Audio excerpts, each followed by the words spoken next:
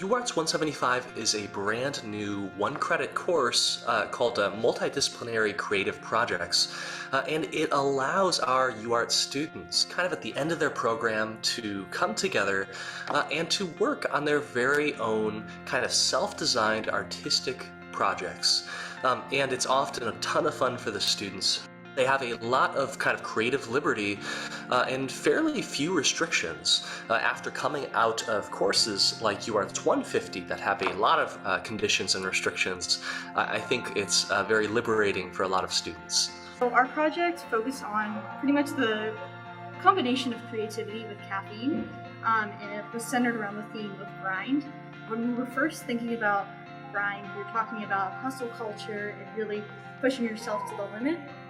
But we also saw there was a relationship with creativity in that sense as well, because, you know, when you're trying to be creative, you have an idea, you want to push that as far as you can, but, you know, sometimes it doesn't work all the time.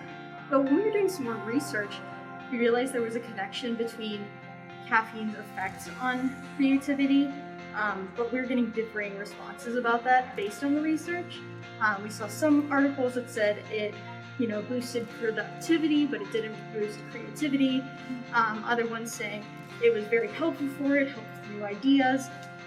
But overall, we just wanted to kind of combine the two ideas and show that it's kind of a subjective question.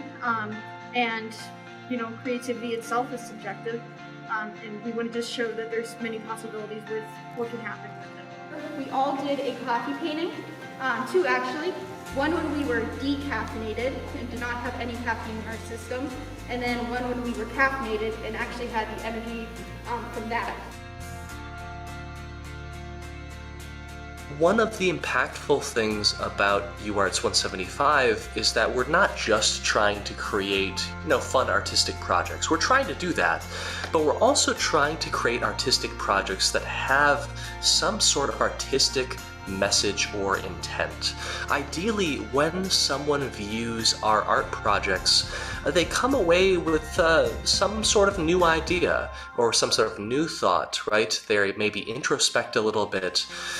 We ask them questions that maybe they haven't considered before. This is our sort of Rube Goldberg machine, which is all about representing climate change. It is indicative of all of the nice, fun disasters that we've had this year at Berkeley. We're thinking about futurity and what we can do with that. And we try and do all of that just through these art projects.